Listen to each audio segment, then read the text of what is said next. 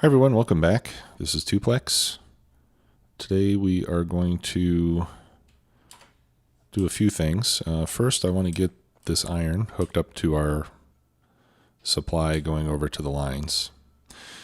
And then I want to set up a fueling system for the trains so that whenever they come here, they get refueled. That's one thing that we have to, without having a depot like we do with LTN, one thing that we have to be careful of is making sure that every train has a refueling point at some part of its schedule. So we'll need to include fuel stops along the way. Let's see here. All right, well let's start by hooking up the iron. Now, one of the challenges we have here is that I've got 5 belts of iron, or I will have. I don't have a 4th belt coming up this way yet. And actually, I don't know if will I ever have a 4th belt.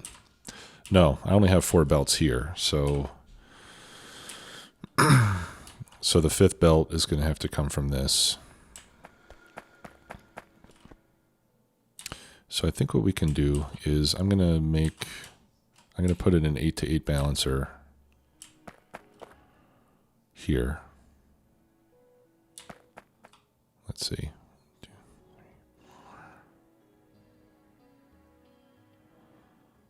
4. Yeah, I'll put it right here.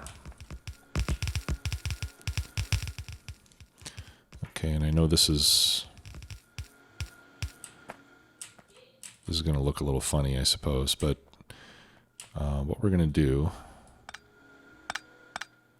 is I'm going to cut these off. I'll leave that there for now. And we'll bring these over.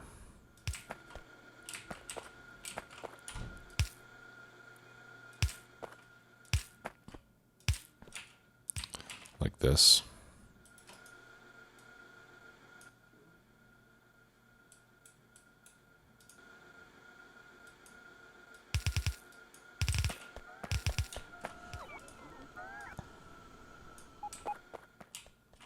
So what I'm going to do is essentially I'm going to merge these 4 belts with the other 4 belts coming from the train station. And then I'm going to take 5 of the belts from the output and send them over to my steel and iron lines. And the reason I'm doing this with an 8-to-8 balancer instead of like trying to use an 8-to-5 balancer is that I found that a lot of the balancer designs that don't deal in even powers of 2, so for example 2, 4, or 8, I found that they don't always give full throughput on the belts.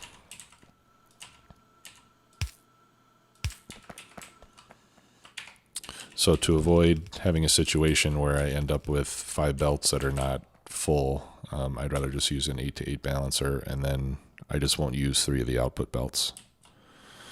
And the 8-to-8 should give me full throughput on whichever of the belts I decide to use. All right, so I need some red belts, which is why I'm heading over here. We'll need to start making logistics bots sometime soon as well, so that they can bring me this stuff and I don't have to come and get it myself. And we'll get rid of some of that stuff. I should get some undergrounds as well. I'm running low.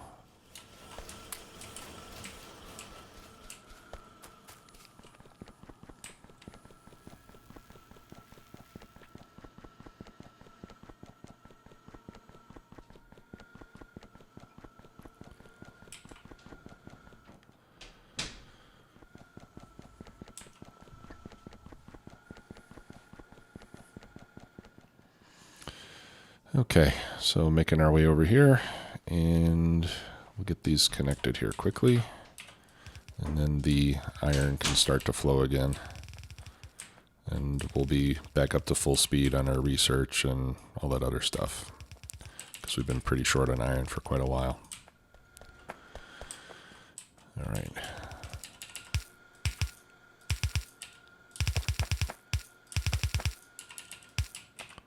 There we go. Okay. And then I suppose I'll just take the top 5.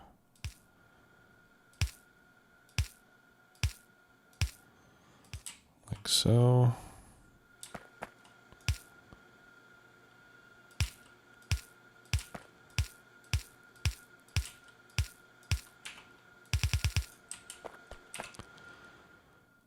Okay. And let's pick that up. And this one will go to the steel line.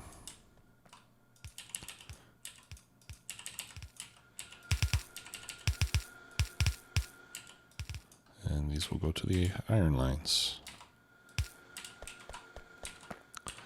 All right, let's get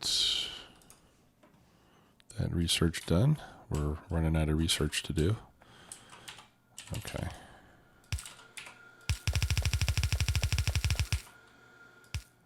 And then we don't need that splitter there anymore.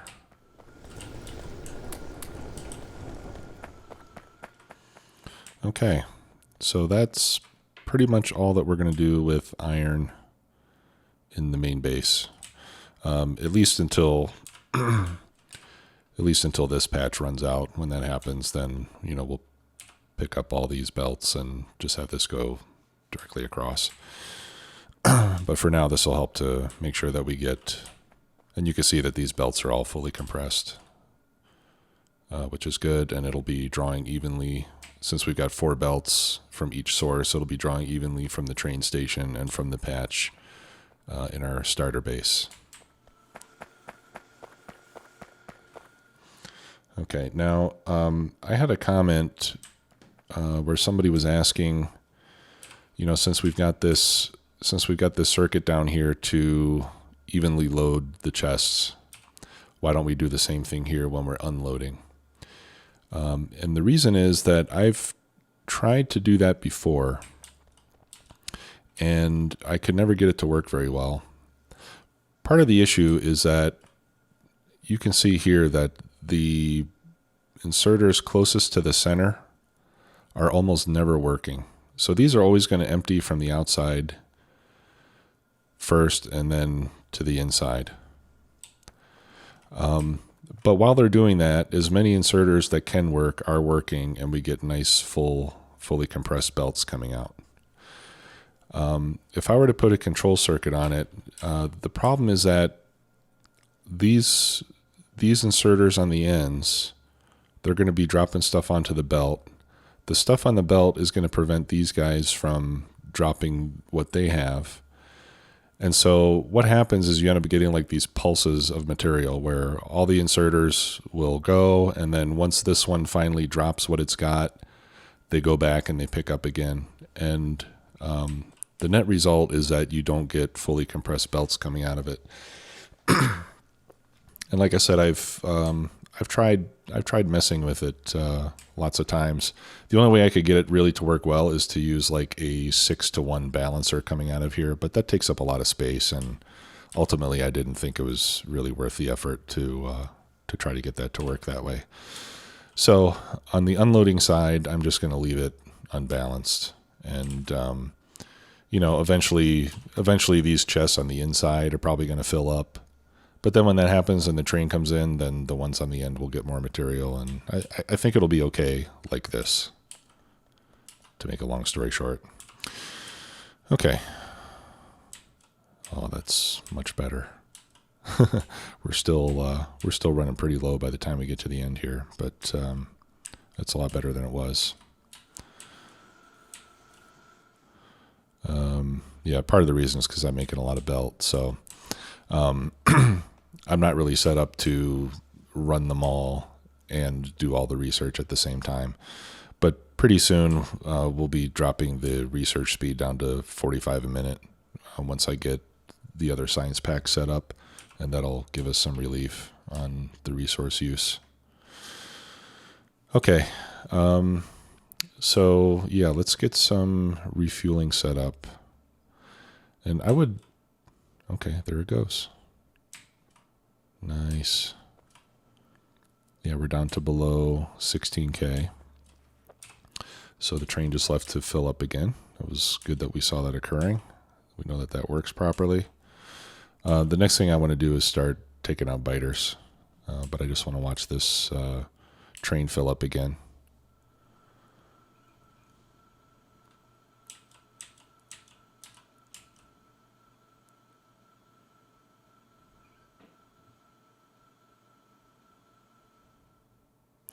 Now with the loading, the control circuit doesn't give us the problem that it does on unloading because the inserters don't interfere with each other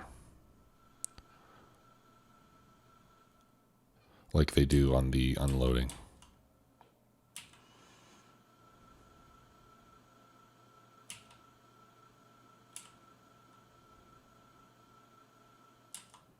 Okay, nice.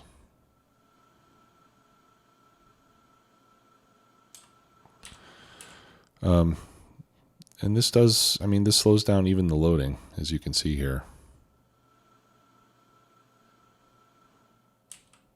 Now the other thing is you could always just not do this and just let them fill up. And if you don't have a lot of train traffic, that would be okay because you'll probably end up with all the chests being full before the next train comes anyway. And then you don't have any problem. All right, so let's take a look. See, this chest on the inside has 800 in it now. This one on the end only has 100. So I think eventually the chests on the inside are just going to start to fill up. All right. Now on refueling, I would like to use solid fuel, but I'm really not making very much of it right now. We're pretty much using all the light oil that we have to make solid fuel.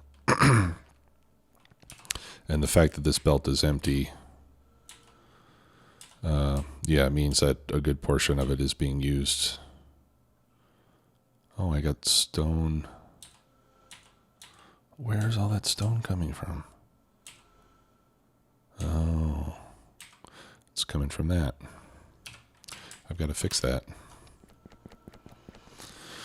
I don't want stone getting on those belts. Because if I get enough of it, then some of those boilers are not going to get any fuel at all. And that could be bad. What? Why are they not getting anything?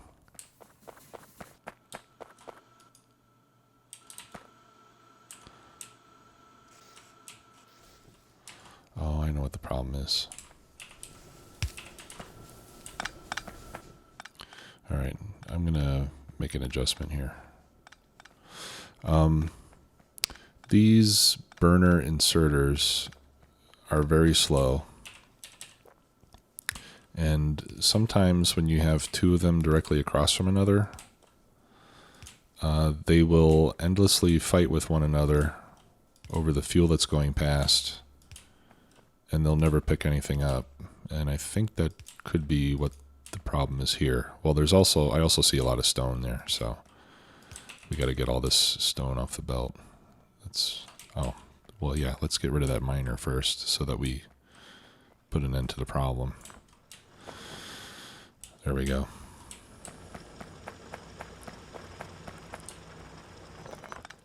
These are mined out. Do we have coal over here? Oh yeah, I've got lots of coal.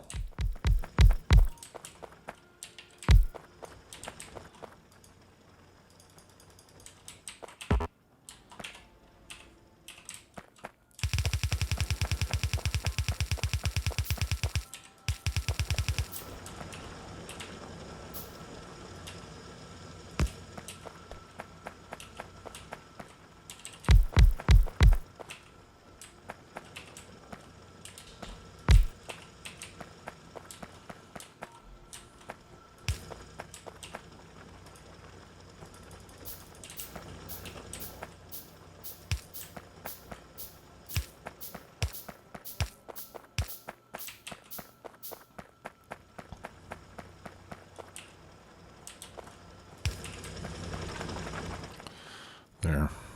And let's get another turret over here. Actually, do I have any laser turrets? Yeah, I do. Okay. And we can probably pick these up. Don't think I really need that anymore.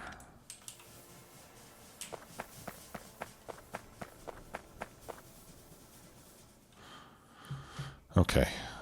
So, yeah, it looks like we've got all the... Let's make this red.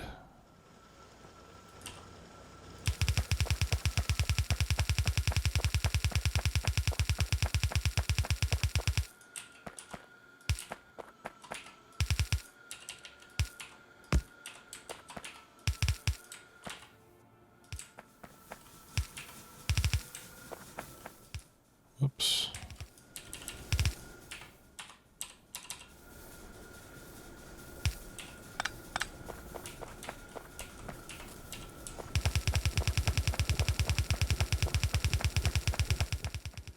I think I've got a couple missing inserters up there.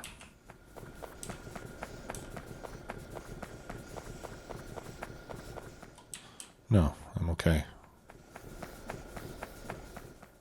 All right, good. Let's see how we're doing on... Oh my goodness. Looks like we need more power. Okay, so let's do that before we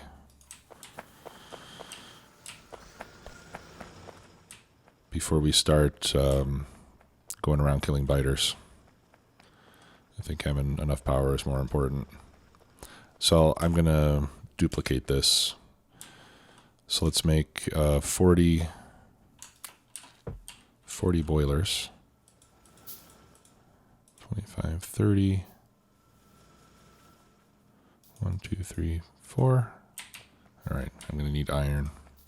So let's go get some iron and gear and pipe. Yeah. Because we're going to need 80 steam engines as well. And then I'll also see if I can go get some more batteries so that we can make more. Actually, you know what? I should be...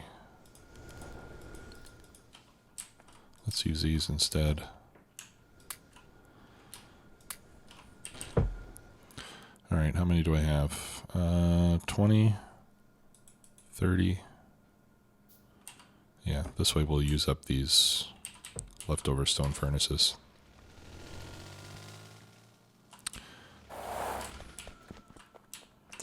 All right, but I need more iron.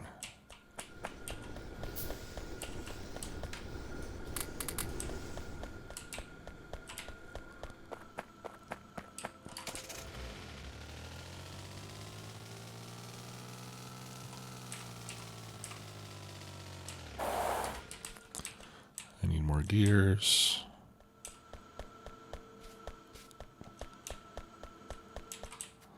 And I need some pipe. Okay, so I've got 30 and 40, and then I need 5, 10, 15, 20, 25, 30. Need more gears. And more pipes.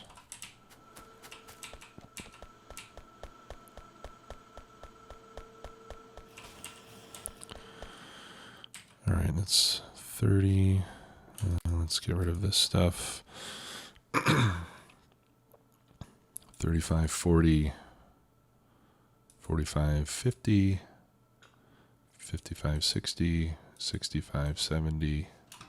All right, let's get more gears.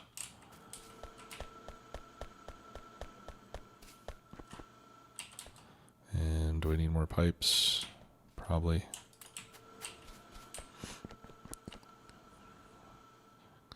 $65, 70, 75, 80. Okay.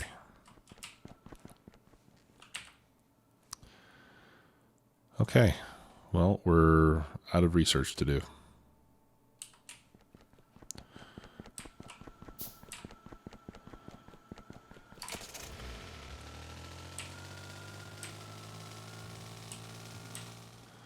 So we're going to need to set up some more science pack varieties before we'll be able to continue.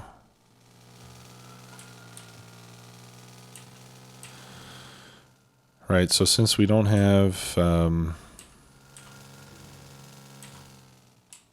I forgot the batteries. Since we don't have, what was I going to say?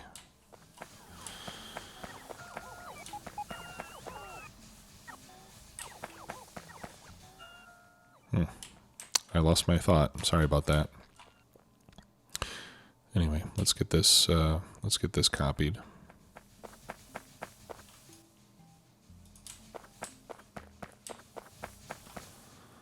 And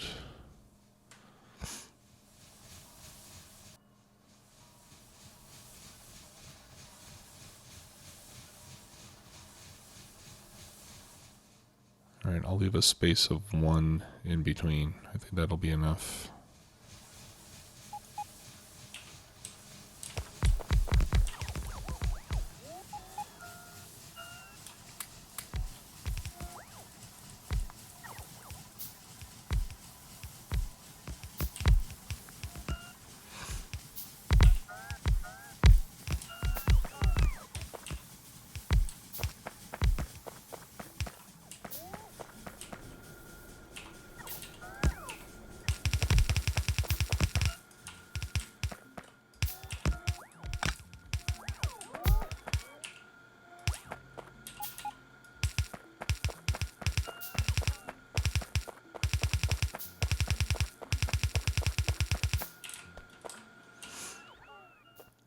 All right, and then I'm going to need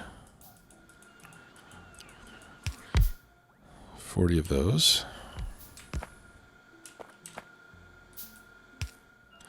You know, and I know a lot of people like to use yellow inserters on the inputs for their steam power.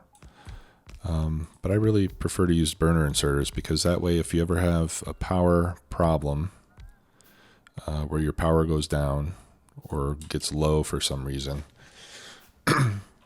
as soon as you get more fuel on the belt, they'll be able to work even if there's no power yet. So that'll allow the power to get started again on its own. And that's why I like to use burner inserters. Now the other thing you could do at this stage in the game is you could use powered inserters and then put them on their own circuit with some solar power, so that if power went down, you could use solar power to get the fuel back in. That would be another way to do it, but this is just as easy, or easier. All right, a few more power poles and then we'll get our burner inserters in here. Oh, and I think I need to link these up in at least one point here.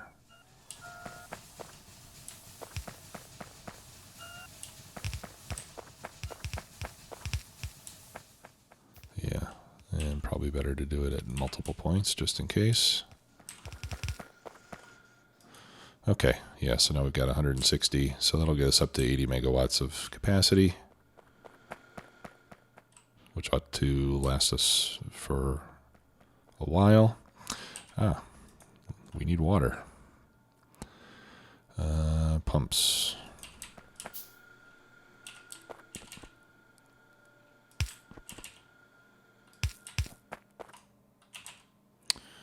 All right, so we'll put one there and one there.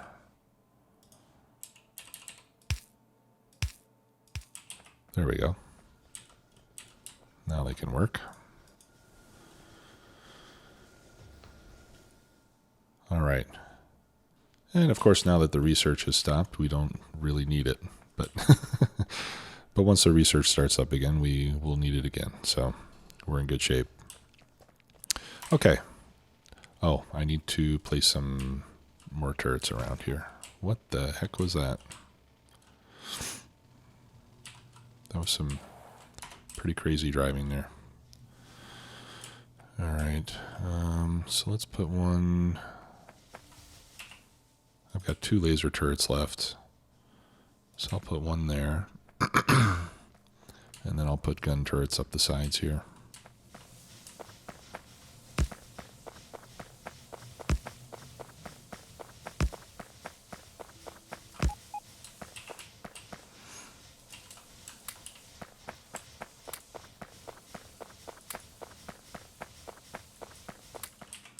There we go. I'll leave them at 25.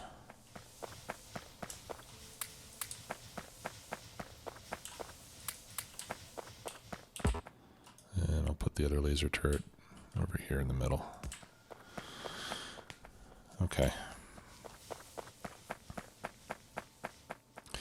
All right, so now we can... Oh, I need repair packs. All right, now we can see about taking care of some biters, or at least get started. And I think I'm not going to do all of that on camera because it gets fairly repetitive. And as you can see, I've got quite a wide area I need to roam through and take biters out. But what I'm going to do is I'm going to make a tank and make some tank shells and use those to destroy the bases. The nice thing about tanks is you can actually run over the biter nests with the tank and they'll be destroyed. And you can do that quite a lot before your tank needs, gets to the point where it has to stop and be repaired. Okay, so to make a tank, I need, where's the tank? Here we go. I need 32 engines.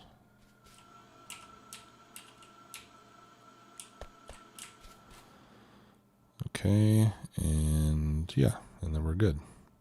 And then the rest of the engines I'll turn into pumps, as I always do.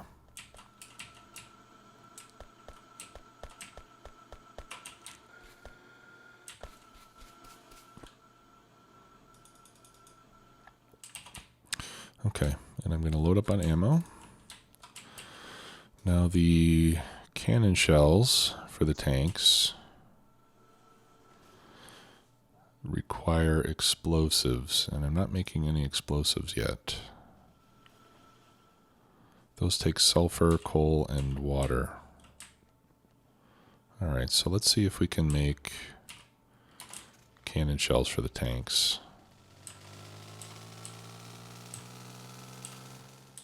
Because those are also good for destroying biters, or biter nests.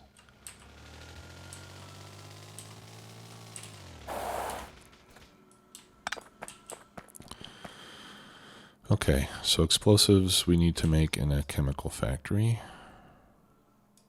So let's make one of those.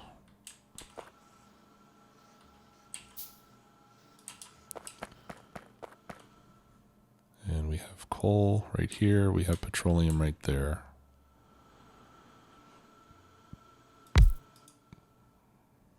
Oh, but I also need sulfur, right?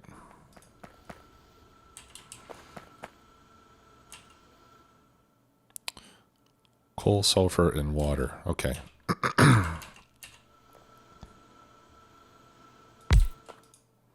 Alright, so this seems like a good place to do it. And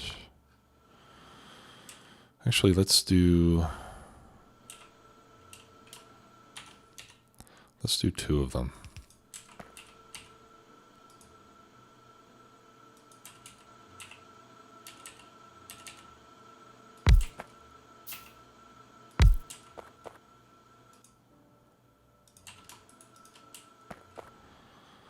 Okay, and then the coal.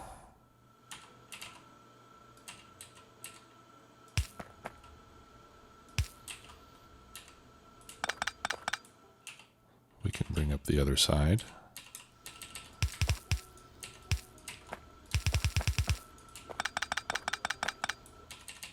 Let's give it another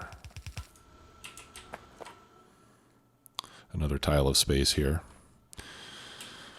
right, water.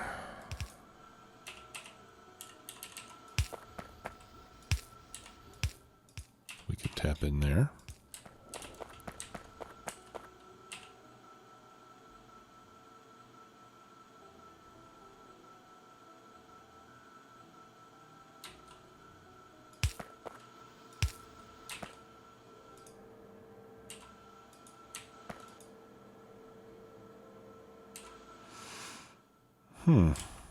There is no petroleum.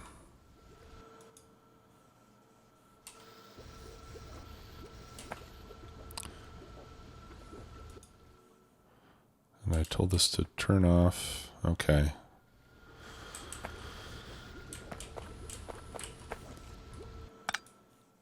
All right, I'm going to disable that control that we had there to preserve petroleum. Now that we have advanced, I don't think we need to preserve it anymore.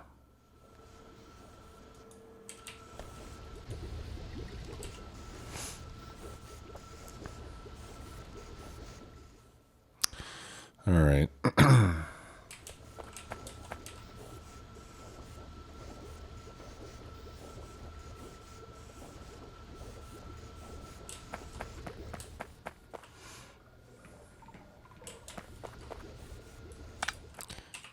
Here's what we can do. I'll put the pump here.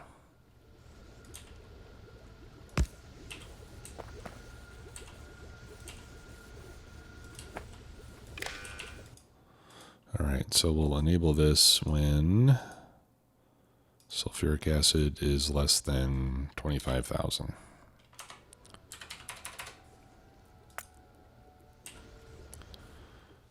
And that way, hopefully we can get... Why am I not getting any sulfur out of here? Oh, I need the coal. Okay.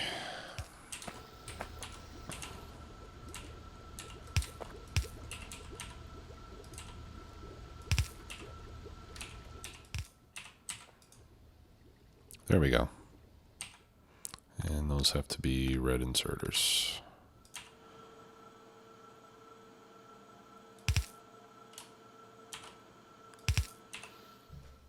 There we go. Okay, finally. All right, let's throw a light in here. Okay, now once I have the explosives, how do I make the shells? And I think the regular cannon shells are better for destroying the nests, whereas the explosive shells are better for destroying biters themselves. But I'm more interested in taking out the nests. I can use turrets for the biters, or my flamethrower. So we need steel and plastic to make the cannon shells. And those take 8 seconds each.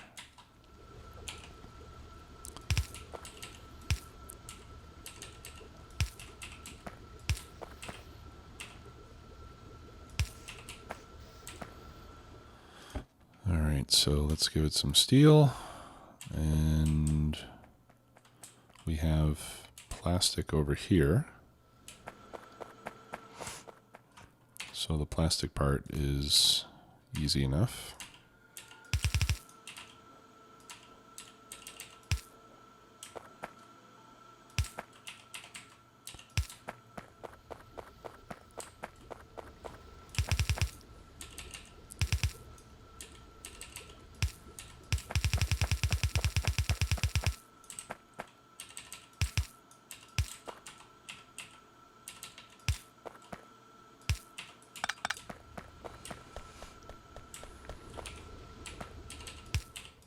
There. All right, those take 2 steel each. So if I bring over 1 or 2 stacks of steel every once in a while, I'll get lots of those things. And once I have a bot network set up, we can use bots to bring it over. But let me grab a couple more stacks of steel to take over for now, so we can make a lot of them. And then there we go. And then what I'll do is I'll roam around and look for biter nests that are inside the pollution cloud.